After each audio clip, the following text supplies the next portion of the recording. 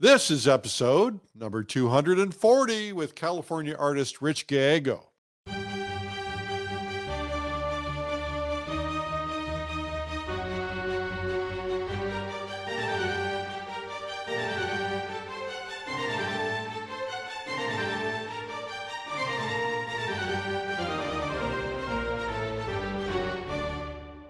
This is the Plein Air Podcast with Rhodes, publisher and founder of Plein Air Magazine. In the Plein Air Podcast, we cover the world of outdoor painting. Called Plein Air, the French coined the term, which means open air or outdoors. The French pronounce it Plein Air. Others say Plein Air. No matter how you say it, there is a huge movement of artists around the world who are going outdoors to paint. And this show is about that movement. Now, here's your host, author, publisher, and painter, Rhodes. Thank you, Jim Kipping, and welcome everybody to the Plein Air Podcast. My name is Rhodes, publisher of Plein Air Magazine, and I am thrilled to be here. I hope you had a wonderful Valentine's Day. Mrs. Rhodes and I went out. We had a great time, but we never go out on the actual night.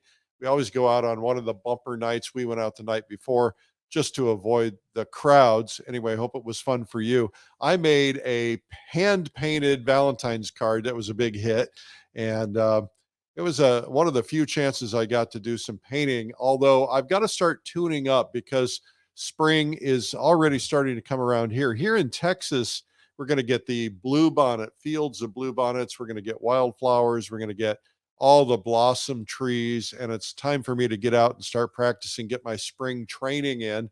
Speaking of which, spring training, a great place to get it is our next giant online conference. So when I say giant, I mean potentially thousands of people. We have people from usually 30, 40 countries attending, people watching in different time zones. Sometimes they're watching replays. Anyway, it's called Plein Air Live, and I handpicked 30 top masters to teach, including having an essentials day for those of us who need reminders or those of us who want to learn from scratch. And this is easy because there's no travel, no expensive hotel rooms, no airplanes. You can watch from home, watch the replays. If you can't do it live, if you have to work, what's that? Anyway, this is the best possible way to get to be part of the plein air community, to learn the whole plein air lifestyle.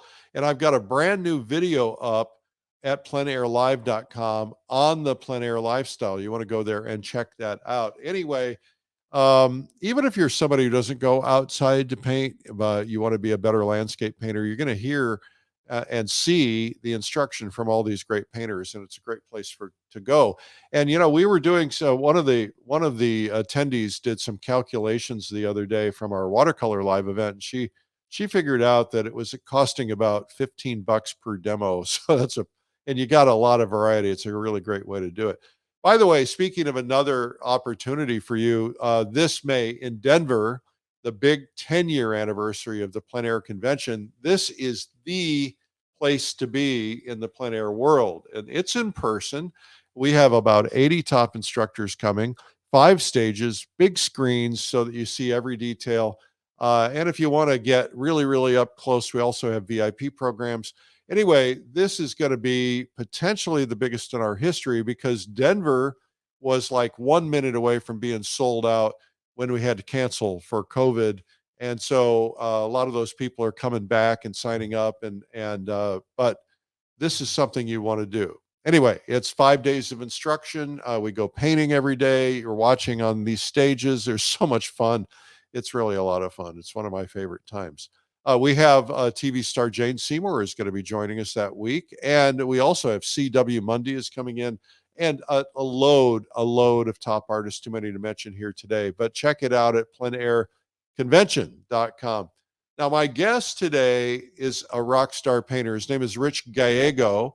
He has been painting the landscape since 1996. His love of nature and wild places has taken him from Arizona's Canyon de Chelly to beaches of Hawaii, from the rivers and gorges and adobes in New Mexico to the glaciers of Alaska, and so many places in between, all in search of the great next painting, right? And I love his work. He's getting a lot of attention in the plein air world, and he's got lots of workshops. And, he's one of those people who's on fire right now. And he's also one of the world's nicest guys. So I recorded this interview earlier at my Austin soundstage. We're going to go there now and get started. Our guest today, the great landscape artist, Richard Gallego. Richard, welcome. Thank you very much, Eric. Happy to be here. Thank you. So where did this journey begin for you? Have you always been an artist? No, I haven't. About 24 years ago, I guess, I started working with a friend of mine who did sculpture fabrication at a place in Burbank, California. What does that mean, sculpture fabrication? Well, when you have artists that did monumental-sized sculptures that didn't fit in their studios, they would bring it to a fabrication place and give them the specs, and then that company would build the piece for them.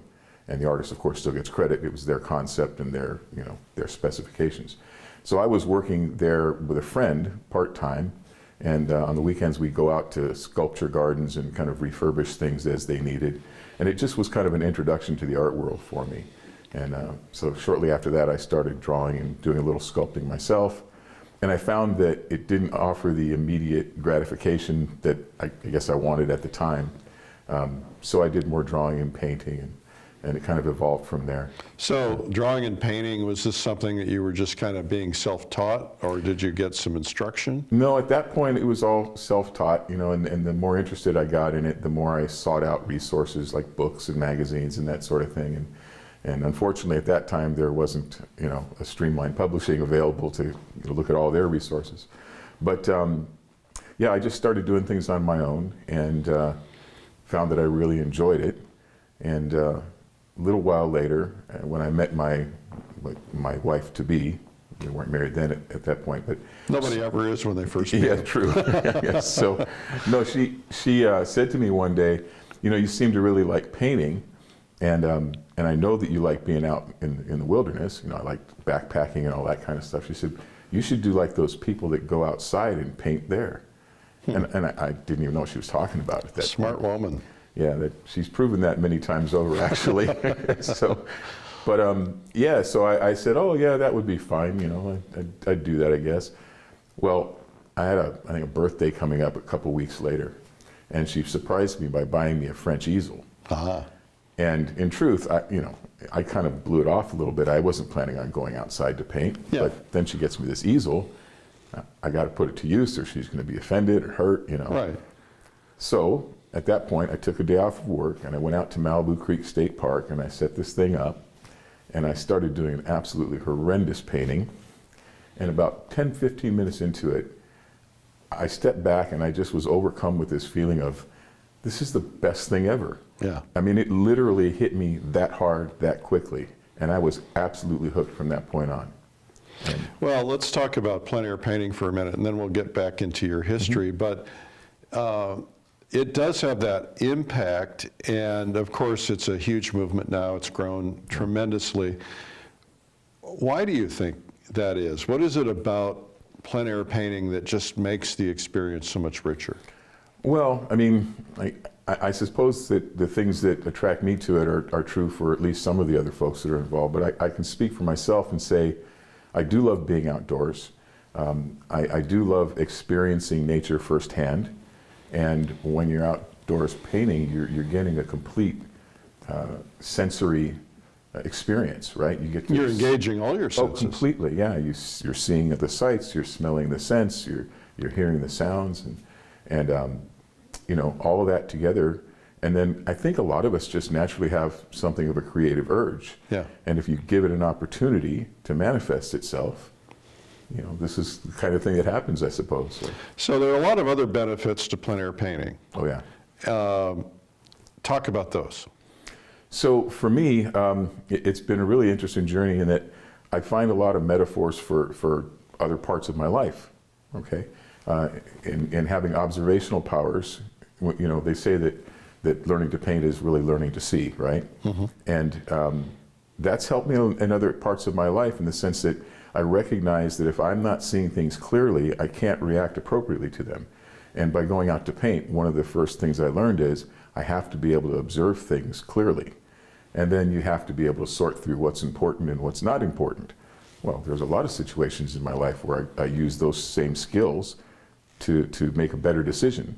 Yeah, let's talk about that for a second, because I think that's an important point. When you go outside to paint, which of course we both do, you pick your scene, whatever your scene is, and you're overwhelmed with data, right?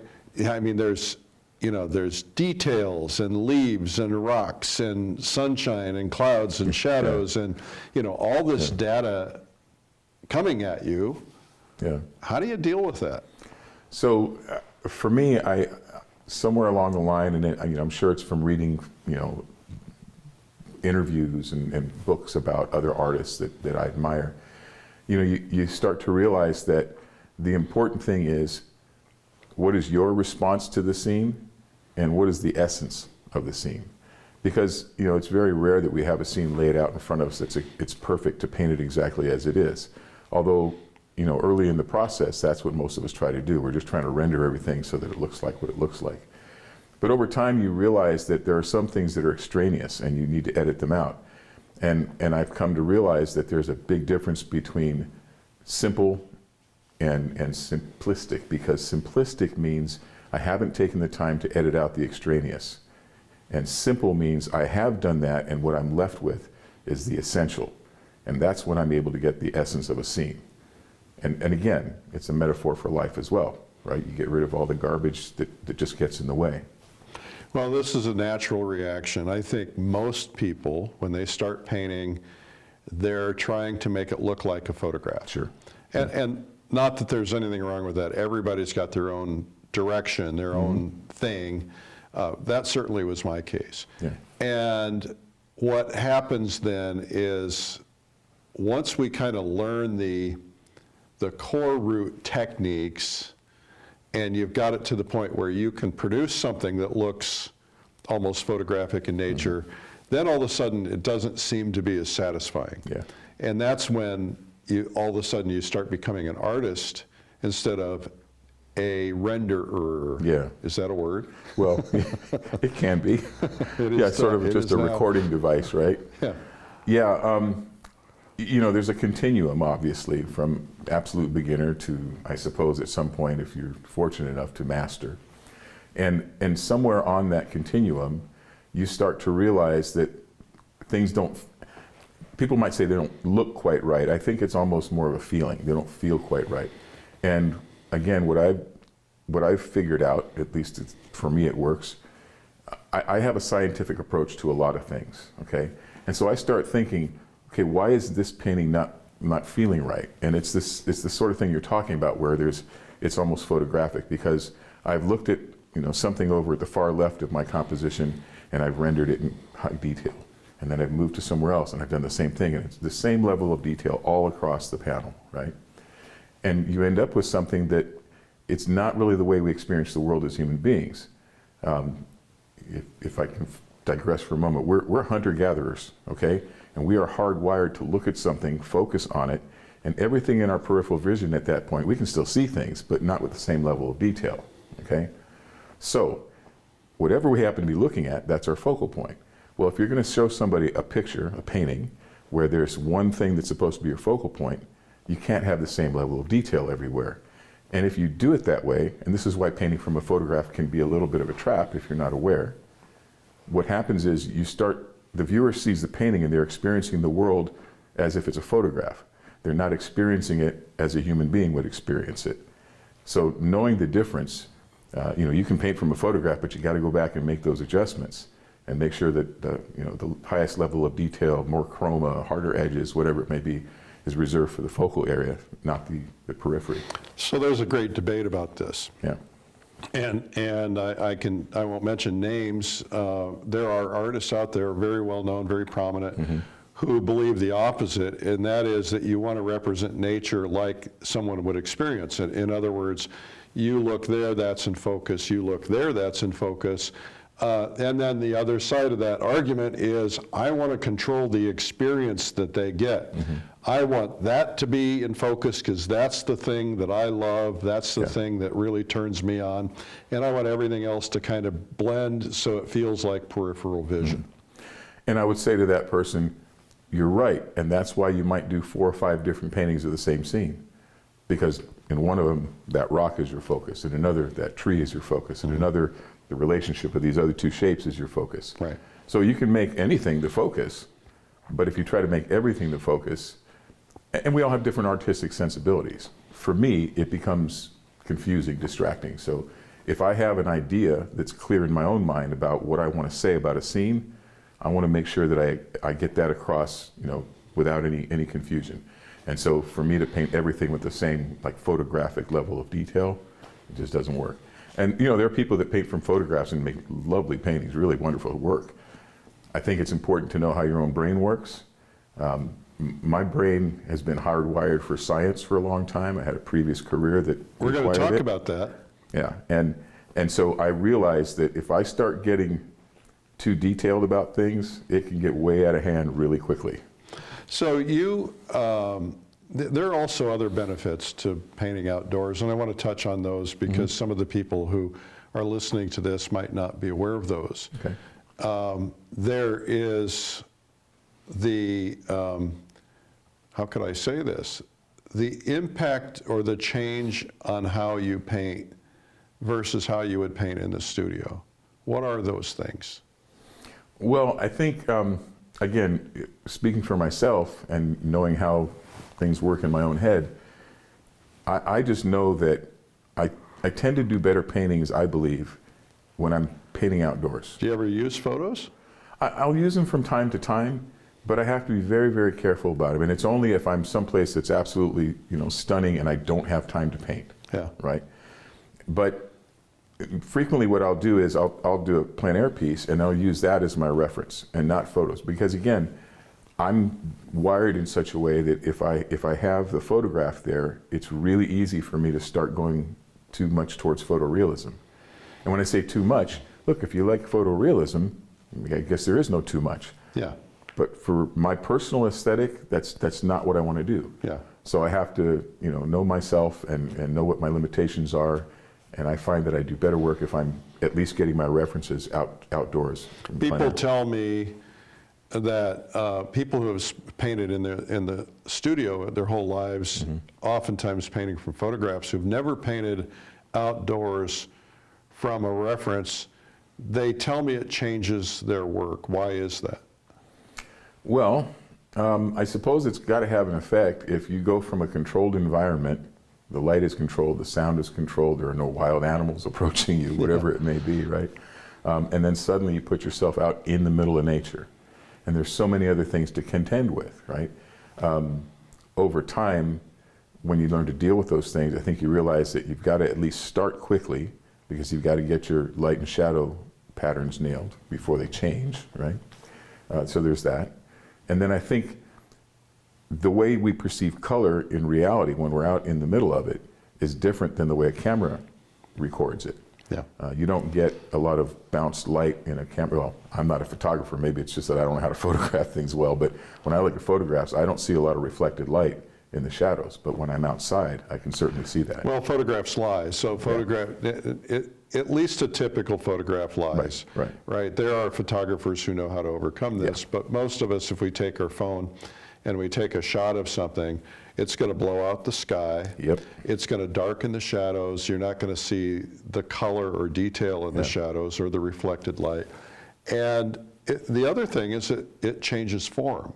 Yeah. So you see form differently when the subject is in front of you, and that's because you're using two orbal, what would be the word, two eyes, two round eyes, and a camera lens is using one, and so it's distorting things ever so slightly. Yeah, true.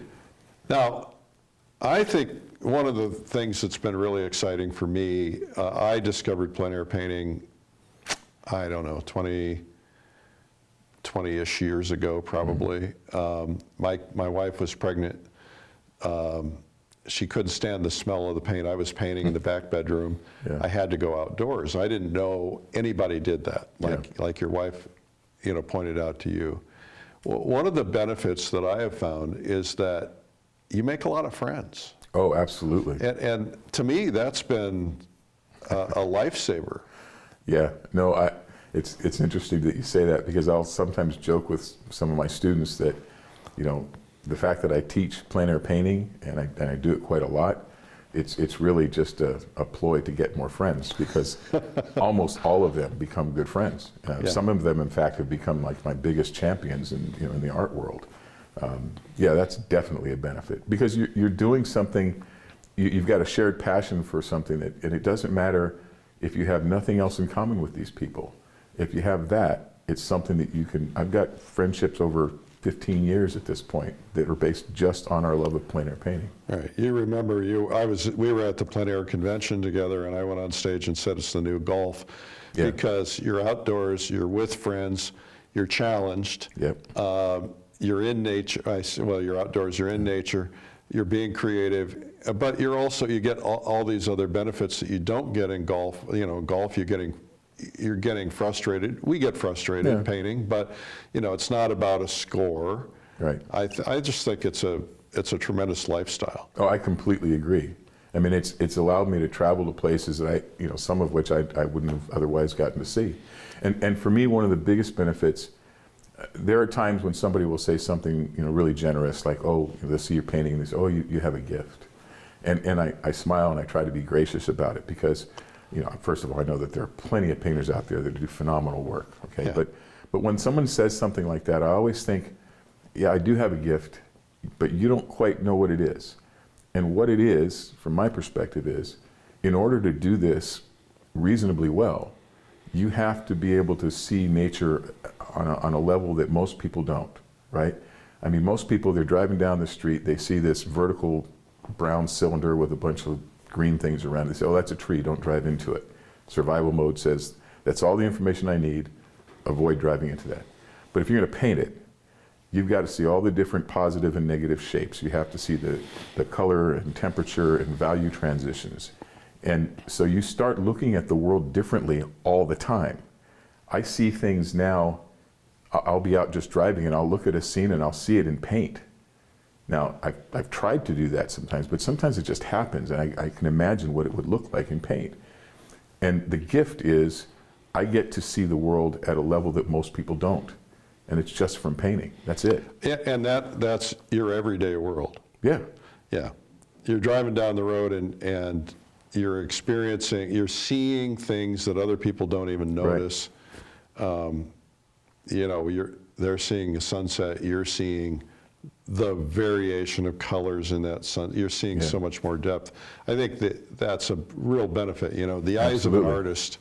And that's true whether you're plein air painting or not, but it's enhanced when you're plein air painting, Definitely. I think. So, I don't know why I'm asking this question, but my sense is that for you, there's a spiritual component. Yeah. Several years ago, I was doing a demo outside of a gallery that represented me, and there was a park right across the street, so I was doing a demo there. And this little girl came walking by with her mother, and at one point she says to me, "Why do you paint?" And at that point, honestly, it's not a question that I had considered, right? But she made me consider it. And I don't remember what I said to her at that time. I'm sure it wasn't anything too profound, right? But if I could see that girl today, I would say to her, thank you very much, because you caused me to think about things. And so here's my answer to your question. Yes, I enjoy it. I love being outside. I like creating. I love the process. But I see my job as I take pictures that are scenes that are beautiful, and I try and point that out to the general public, to anybody that will see my paintings. My belief is that life can be full of challenges. There's all kinds of hardships that everybody deals with. We all have our own things going on. And if we don't appreciate the beauty that's in our world, it makes it that much harder to deal with those challenges.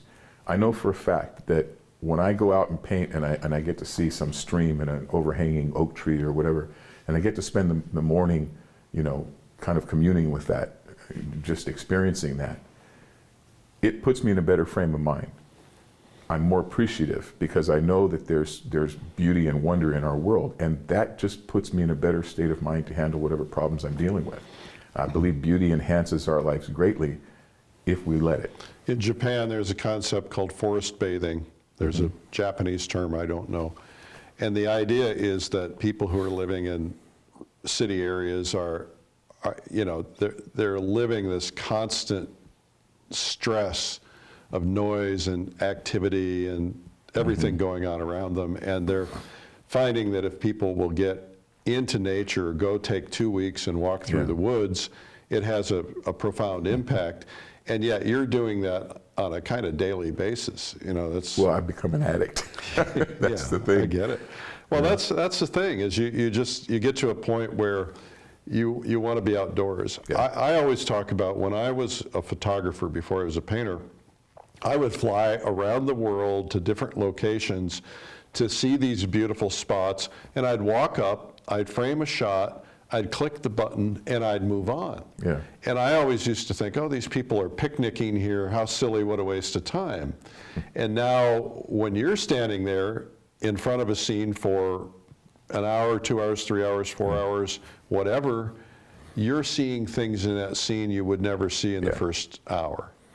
Yeah, so things reveal themselves to you over time. Yeah. This is something that happens to me literally every time I go out to paint, whether I'm teaching a class or I'm just painting for myself. I'll show up at a place, I'll find the scene that I'm interested in painting, and I'll get started, and 20, 30 minutes into the process, I'll look up and I'll see something that I didn't notice before. Now maybe it's because something else was more compelling at the time. Usually it's because the lights changed a little bit and it's revealed something that wasn't quite as apparent. But you start to realize that in every scene there are multiple opportunities to do a very good painting. Nature's that way.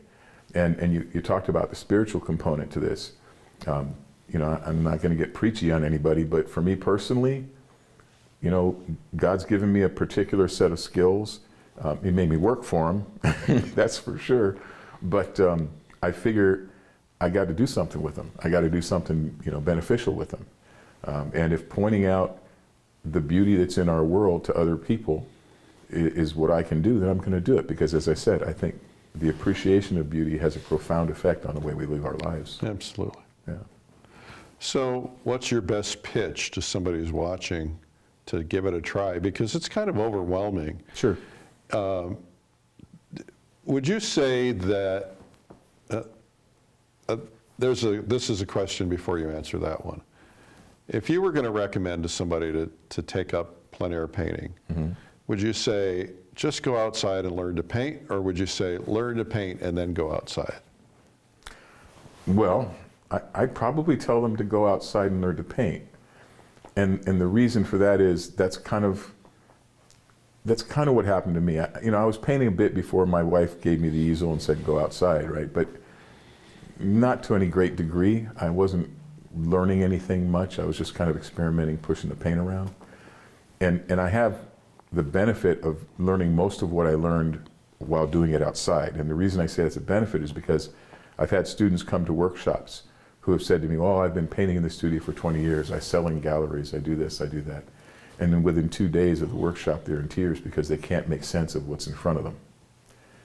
When you learn to organize a composition out of all that chaos, when you learn that early on, I just think it's an easier route to get to successful paintings.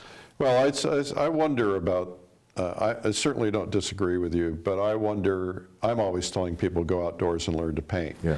And I think you're there in nature, you're getting the perfect model in front of you, whereas if you're painting from a photograph, you're not getting a perfect model. But I wonder about little simple things like learning to mix colors or learning to use a brush, some of those things, because if you're trying to figure those out, when you're outdoors and you're also dealing with the blowing wind and the sun and all of those things, I wonder if they might be a little less frustrated and more likely to continue if they at least kind of get those things down. But I don't know. I don't know that there's a right or wrong. Yeah, and it might vary from one individual to another.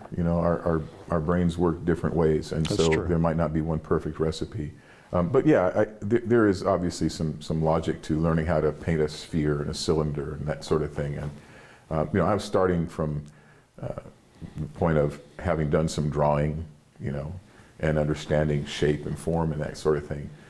So that was long before I ever picked up a paintbrush. Oh, by the way, sculpting is one of the best ways to learn to paint. Yeah, I took some classes at Art Center College of Design in Pasadena, California. What a great school. Yeah, and for some reasons that people might not think of actually too, but I had an instructor there who, he saw me one day. We were drawing a model, and he saw me, doing this little stuff, right? And he says, and at the time I was something of a bodybuilder, and I was bigger, more impressive physical specimen. And he says to me, "What are you doing?" I said, "What do you mean? What am I doing? I'm drawing the model." "Rich, you're a big guy. Stand back. Do it from the arm or from the shoulder, not from the wrist. Make big, broad, sculptural strokes with the side of the pencil." And he started telling me to kind of use my own physicality and bring that to bear, because he could see that this was not my nature. Yeah, noodling. Yeah, just wasn't. Who was this instructor? His name's Mark Strickland. Okay. Yeah, really good guy and a good painter. So I kept that in my head, and it's been very helpful. So when I'm outdoors painting, or in the studio, it's from the shoulder, it's not from the wrist. And that's a hard habit to give up, because we learn these things when we're little. And a lot of people starting out will take that paintbrush and like a pencil, and they'll just sit there, and because you have control, but you're going to get more freedom if you hold the end of that brush and you use your arm, and that's a hard habit to break. Yeah, you're right. From the time we're very, very young, we pick up a crayon, and that's what we do. What's your best advice to break it? To try and think of it in different terms. Like when you said doing that, you have more control, right? When you said that, I thought, yeah, but you're limiting yourself. Because first of all, you'll learn to control it painting from the shoulder, right? But second, it's all your perspective. You can say, well, I have more control for this fine stuff. But if you start to understand that you'll have more freedom, and it's liberating to be sculptural and physical with it. If that's your nature, and it is mine, then I think knowing thyself is kind of an important concept in all this. There are things that people talk about all the time. How do you mix greens and all that, and all this stuff is important. But I really think that there are some other things that maybe don't have anything to do specifically with painting that you have to be aware of. You said something at the first Plein Air convention that stuck with me all these years. You can remember that far back? Absolutely, yeah. It was the first morning, and you had everybody close their eyes, and you said, think about what is the most important thing in your life. And I'm like, what is he? I thought you were going to say, well, if it's not painting, then you're in the wrong place. Right. But what you said was, and I suspect you remember this, whatever that most important thing is, make sure that it's taken care of. Make sure that it's good. Because if you're worrying about that, you're not going to be able to do this well, or words to that effect. And of course, the first thing that came to my mind was my wife and my kids, my family, and I suspect that was the case for a lot of people. I've never forgotten that, but the reason I bring that up is because there are other outside factors that come to bear. If your most important business isn't taken care of, it's hard to concentrate enough to do this well. And there are things like I said, knowing thyself, right? What kind of person are you? Are you the person who's going to do well doing this little noodling, a lot of fine detail stuff? Or are you somebody who, because of your nature, you need to do something more expressive? Yeah, who do you want to be? Yeah. I find myself struggling with who I want to be, even 20, 25 years later. Yeah. And, because I love all kinds of art, and I see, I'll look at something that C.W. Mundy posts that's very abstract and palette knifey, and I'm like, I want to do that. And I'll also look at something that Joe McGurl posts, which is the polar opposite of, tightly rendered but just beautifully executed. And I'll go, I want to do that. And then I'll look at something that Kathy Odom posts, or you post, or and it's like I'm schizophrenic. Yeah. And do you find yourself trying it all? Do you find yourself experimenting? What's that look like for you? Yeah, so all of the above, right? We all go through that. One of the things that I really revere about Len Schmiel. Yeah, so good. Yeah, he's otherworldly good. Now, he's had a certain level of success, right? But every once in a while, he'll do a painting that I look at and I kind of go, what's going on here? And I had an opportunity to speak to him at a Masters of the American West show a couple years ago. And he'll experiment. Yeah. Right? And the thing about experiments is that some of them work and some of them don't. But I think you have to be willing to go out on that ledge and try something different. And as far as the schizophrenic part of it, I have the same experience. I see those same artists and think, wow, that's amazing. Or I'll look at a Franz Klein piece, which is completely different from anything I do, right? Yeah. But I see something that I like, whether it's a color combination or a textural thing or something. But the best advice I ever got was from a friend of mine that I was taking a class with, Carl Dempwolf, back in 100 years ago. And my friend Paul, he said to me, he'd been at it a little while longer than I had, and he said, we were talking about, what about style? How can I everybody wants to get loose, right? And he said, Rich, just paint like you paint and work on doing that as well as you possibly can, and your style will appear. Yeah. And I said, but what if I don't like my style? He said, Rich, paint like you paint. You can't be anybody other than who you are. And I took his advice to heart. And for a while I thought, no, my stuff is too tight, it's not impressionistic enough. But over time, it turns out he's right, Well, it's when you crack that little smile and you go, hey, I think I finally got something I like, and it feels right to you. Yeah. Everybody always talks about, how do I get my style? Your style finds you. Yep. Instead of chasing a style, just do what you love. Yeah, absolutely. That's really, really great. So you were talking earlier about, an animal when you're out painting or something like that.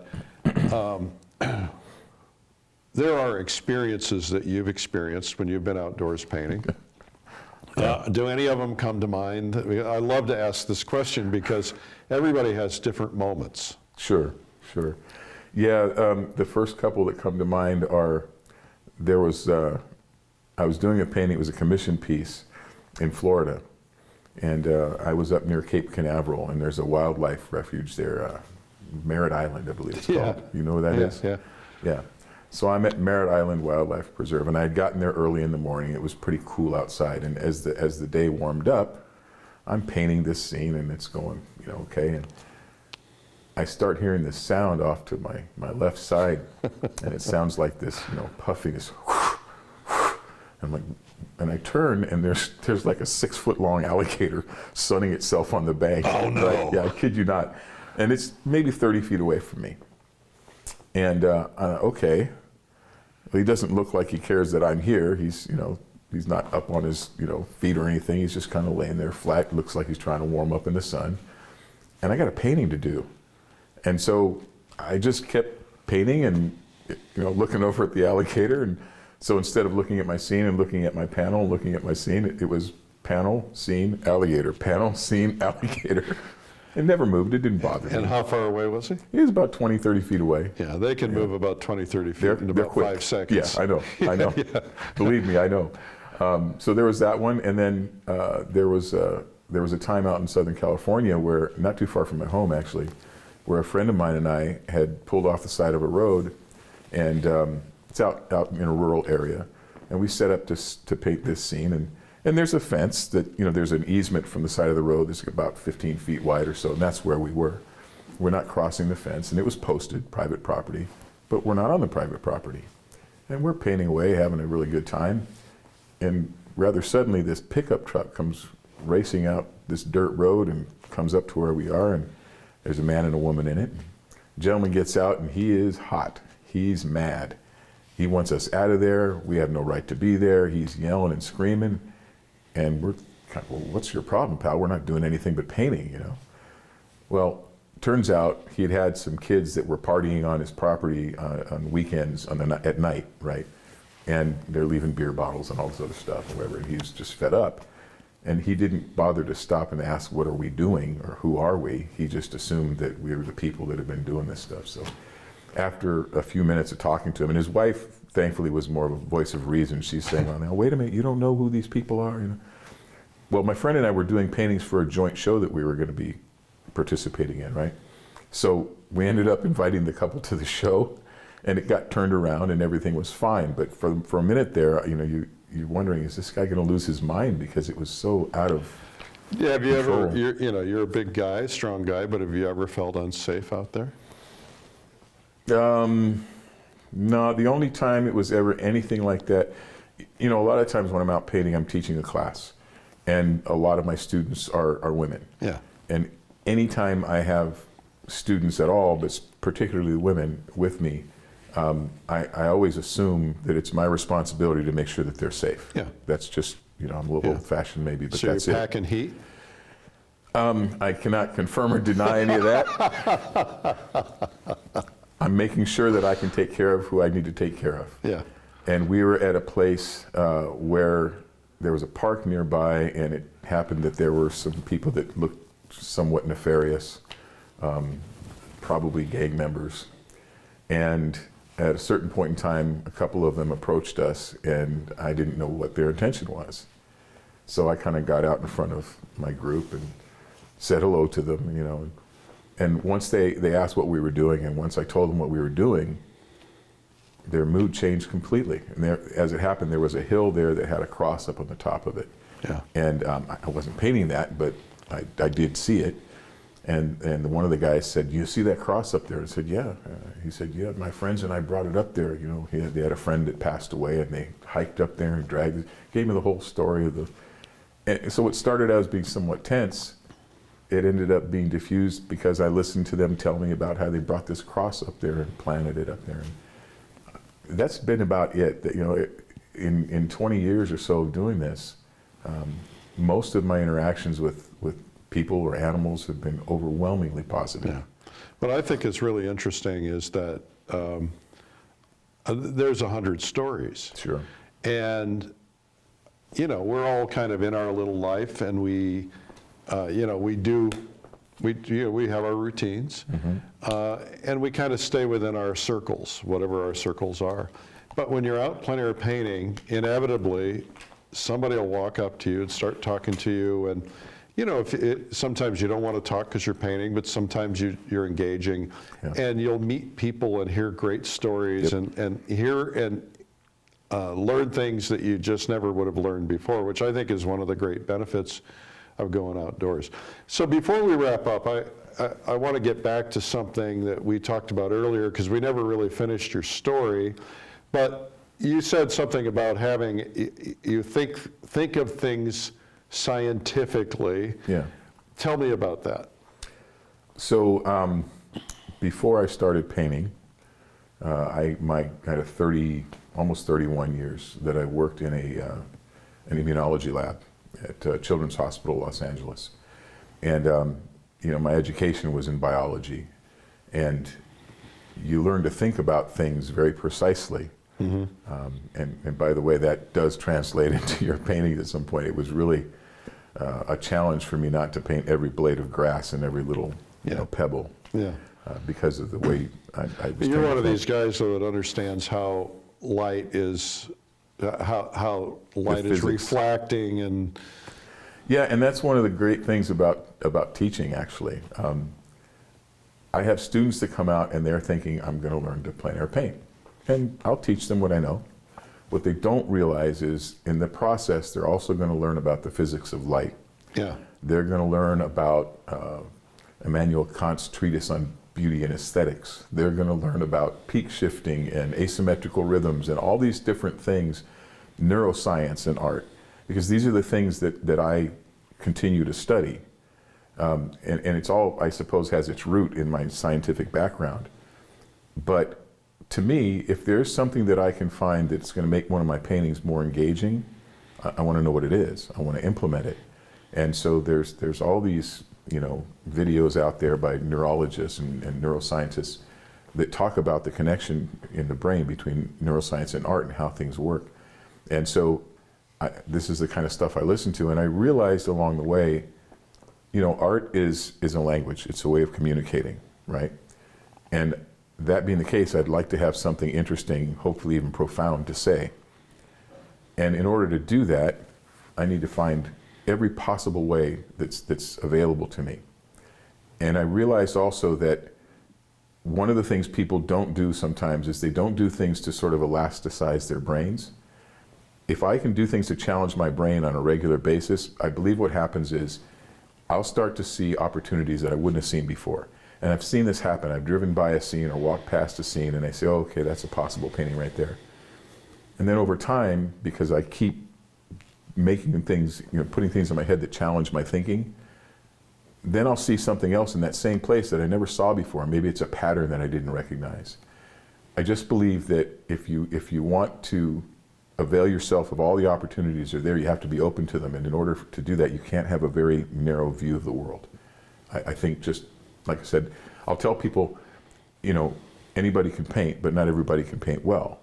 And in my experience, when I look at the painters whose work I really love, whether they're contemporary painters or historical painters, you read about them, you listen to interviews, you read books about them. Most of the painters that I really revere, turns out they're pretty deep folks, right? They're pretty intelligent. There's not a lot of really great painters out there who you hear them talking, you go, wow, that guy's a bit of a dim bulb. It just doesn't happen. So for me, challenging my brain by reading things that are harder for me to understand and just wrestling with it, it keeps my brain active. It opens up possibilities to paintings. Yeah, I think that's very true. And I would say that it's really important to get out of your box. Yeah, absolutely. Right. So I take courses all the time on things that have nothing to do with painting. Yeah. And things that, I'll see something will pop up online and I'll go, well, why would I ever do that? And then I'll try, and I'll just, spend the money and take it. And it expands your brain. Yep. And, am I ever going to use neuro-linguistic programming or, some of the things that courses, I don't intend to, but, it influences everything and it opens up a different viewpoint on everything.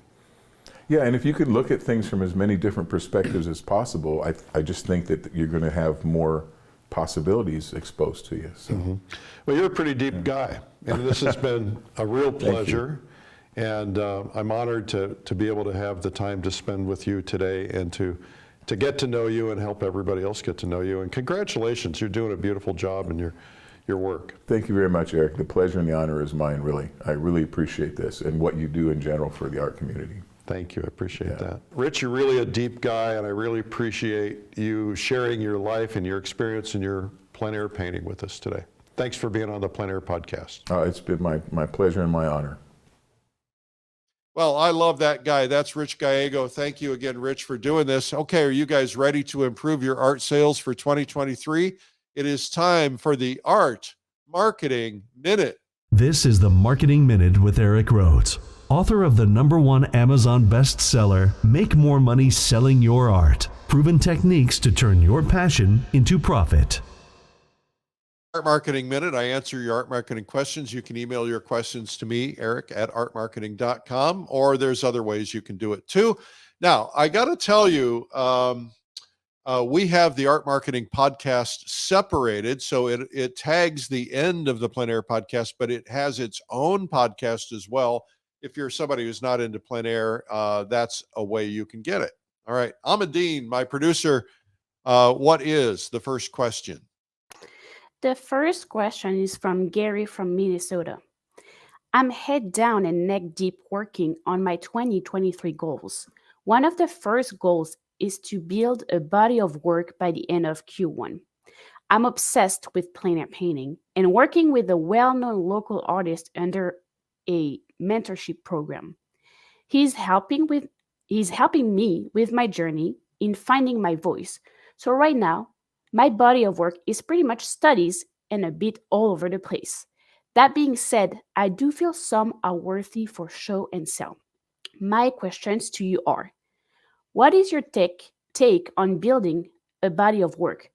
Do you start with a formal plan, a theme or style, or let the style just evolve and come through as I go? Lastly, how many pieces is considered a body of work? Well, there's a lot of questions in all of that, and I'll try to answer them the best I possibly can, Gary. I'm glad that you're obsessed with plein air painting. It's a beautiful thing. It's a lot of fun. More people are doing it every day. Gary,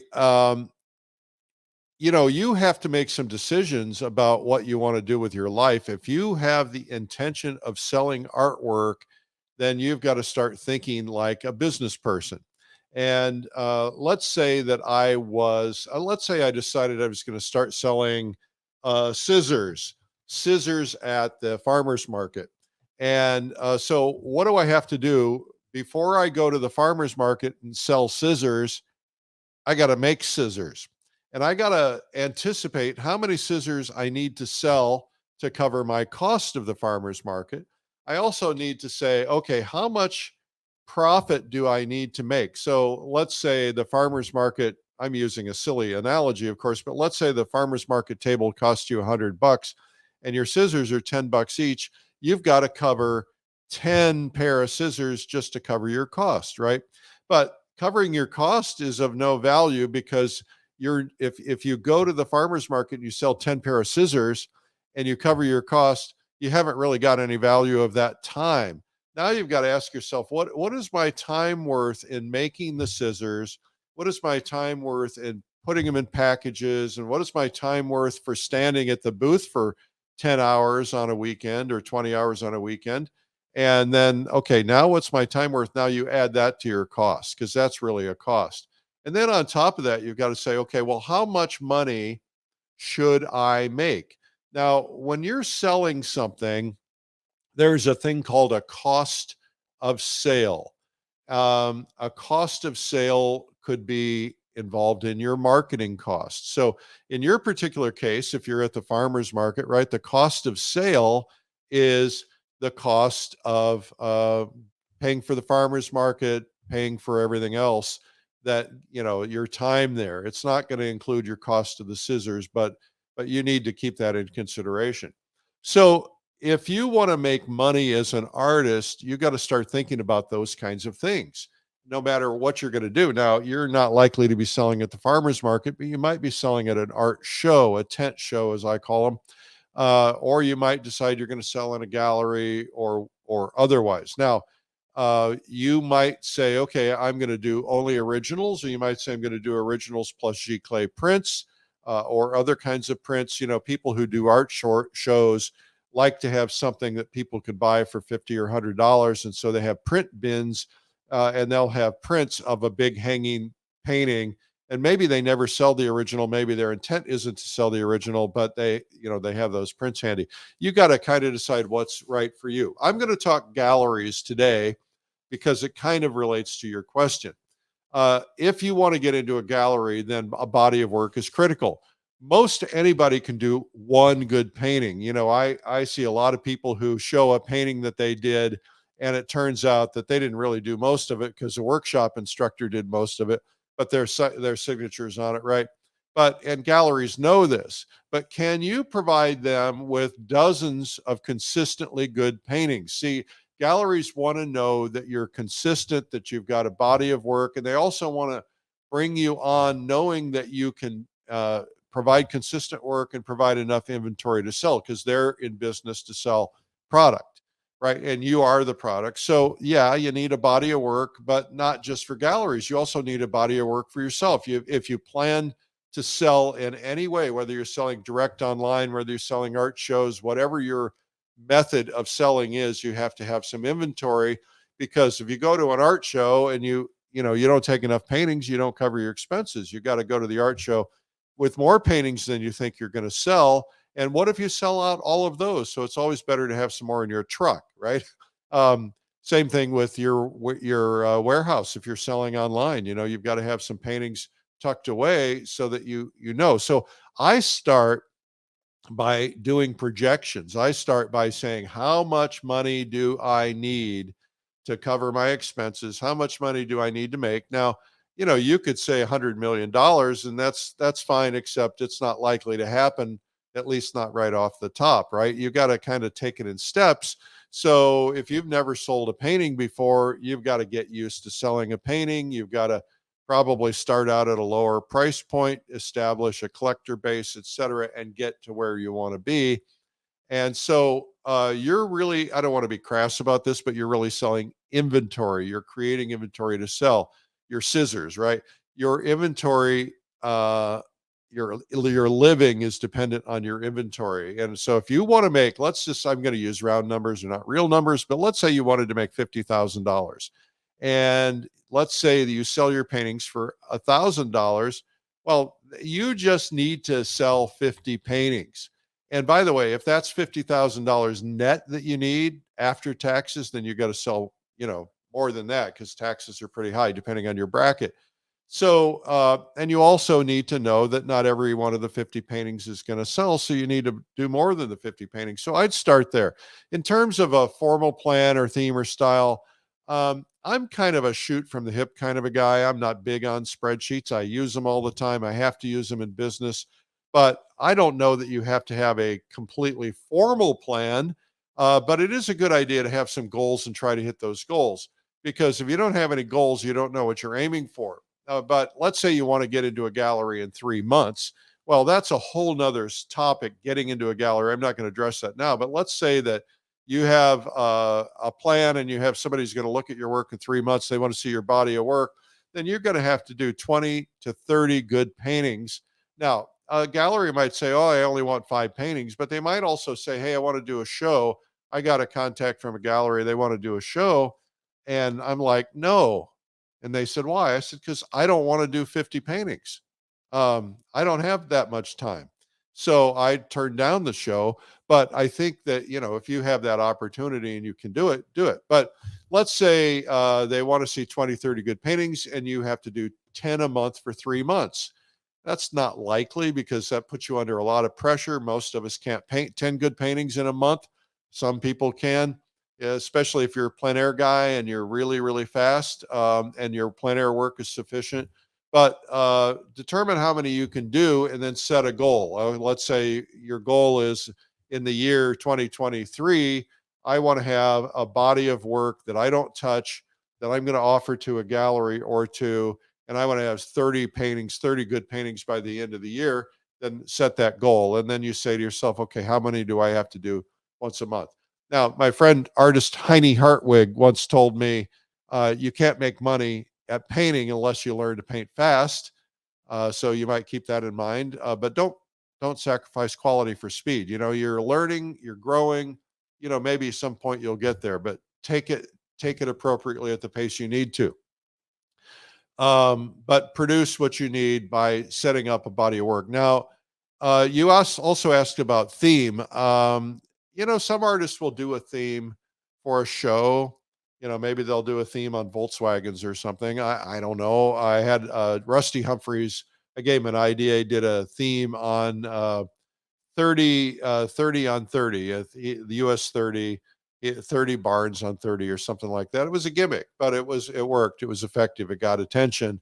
So you might want to think about that. But the one thing that I think is important is, and this is a question that comes up a lot, and that is that you want to be known for one thing and doing one thing really, really well. This is very important to a gallery. I had a friend who did this gallery show, and he had not shown the gallerist what he was doing beforehand. And he decided to change everything he painted. He changed his subject completely, and he put it up at the show, and it bombed because he was known as a landscape artist and he was doing figures or portraits or something. So you've got to get buy-in from your gallery, but you've got to become known for one thing and doing it well. Let's say it's because you're a plein air guy or you want to do landscape painting, then be really known for your landscape painting. Don't throw portraits in. Don't throw other things in. After you get established, you can do that a little bit, maybe a lot more, but right now you got to be known for one thing because if you're not, it's going to hurt you.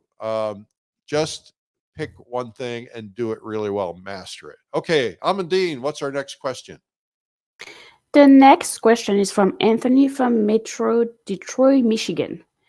I've been paying for Facebook ads for months now with no sales, and I believe I've tried just about every method you could think of. I've spent well over $2,000 with no sales.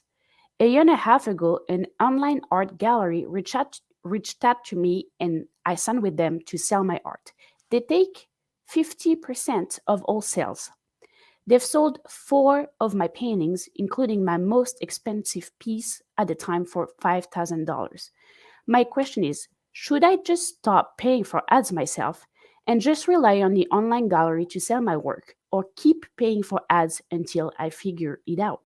Anthony, I've got lots of things to tell you on this. There's a lot of questions in your question. Um, where do I begin? Well, first off, uh, you might think your advertising's not working, but how are you measuring what's working? Are you measuring the number of people that are visiting your Facebook page? Are you measuring the number of people visiting your website? Do you have a method of capturing people once they visit your website? Do you know that you're measuring it purely on sales, so you know they're not buying, and so it's not working from that standpoint, but it might be working in another way, and you may just need to tweak things a little bit. The other thing is that social media and all advertising, quite frankly, ads don't work until they work. And what I mean by that is, we do lots of ads, thousands, probably tens of thousands of ads in a year in terms of placement. But we do lots of different creative, and we will test everything. We'll put an ad up on Facebook. We'll see how many responses we get, or how many click-throughs we get, because the first thing your whole goal is to sell a click. The only reason to do an ad is to sell a click. Now, if you're trying to get them to buy a painting from a click, it's not likely to happen. It's just not likely to happen. So you've got to take people through a process, and the process is sell a click. Get them to, so you've got to entice them with something on that click. And then once they click, then they've got to see something that's going to sell them the next piece of the process. Facebook is kind of known as a $5 to $25 medium, meaning you're not likely to sell anything over $25 in a Facebook environment. But if you're buying a lead, and then you can develop that lead. So think about this. I look at all of this like fishing.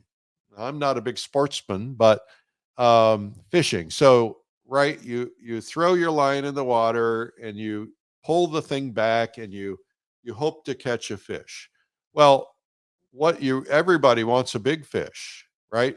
And a big fish takes bigger bait. In that case, bigger bait is more money, better creative, etc. But really what you really want to do is you want to catch a lot of minnows, right? Because if you can take a net and scoop up 1,000 minnows,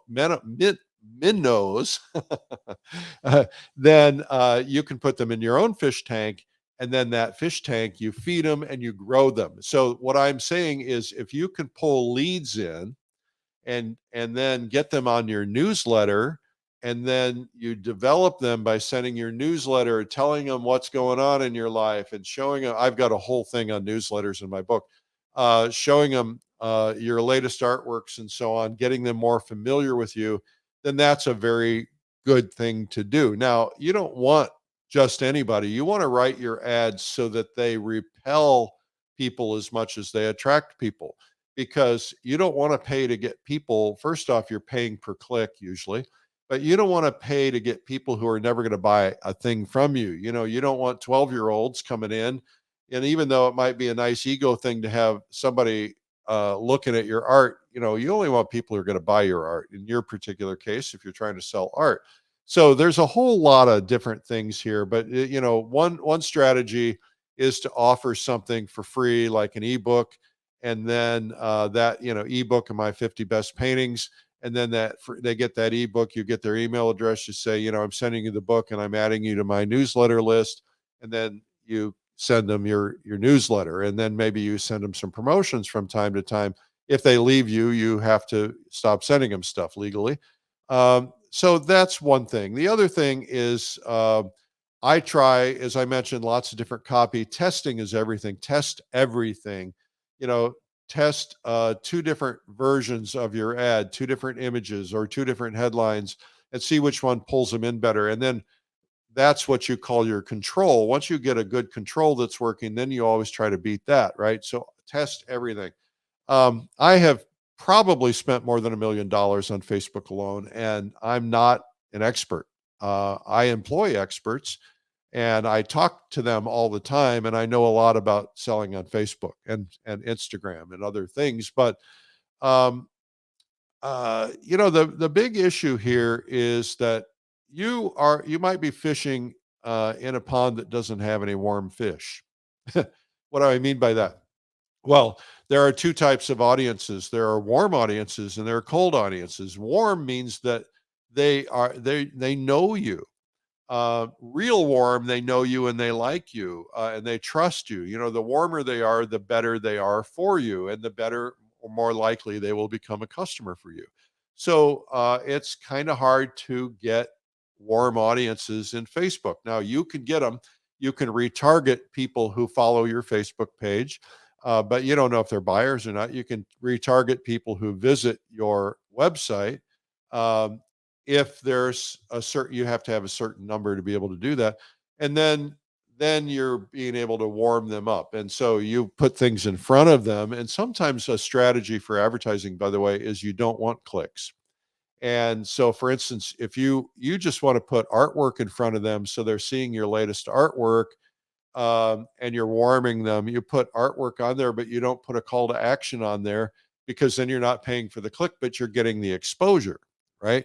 But Facebook is onto this, and they know that if you're not getting clicks, they don't want to put you in front of people. If you're getting a lot of clicks, they're going to put you in front of a lot of other people. So there's a different strategy there. Um, you know, there the key to warm audiences are, you want warm audiences who like and trust you. But secondly, you want people who already want to own your work, or they love your work. They're going to be likely to buy your work. And the way to do that is to look for places that are more likely to advertise, where you're more likely to advertise where there are warm audiences. And so, like, I have this magazine called Fine Art Connoisseur. I have all these art collectors, really, really, really, really rich art collectors in many cases. And so what you do is you go in there and you expose yourself to them, maybe the wrong term, but you give yourself exposure. And then what you do is you just stay visible all the time, because here's what happens: is if you're advertising to sell a painting, that should not be your primary goal. Your advertising should be to brand yourself, and to brand yourself so that you can get a higher price. You see, branding gets them aware of you, and people go through this process of awareness. I'm not aware, and then I'm aware. Now I'm interested. Now I'm interested enough to consider buying. Now I'm interested enough to buy. Right. So you got to take them through that process. And some people that takes 7 impressions. Some people it takes 10 impressions. Some people it takes 30 impressions. Everybody's different.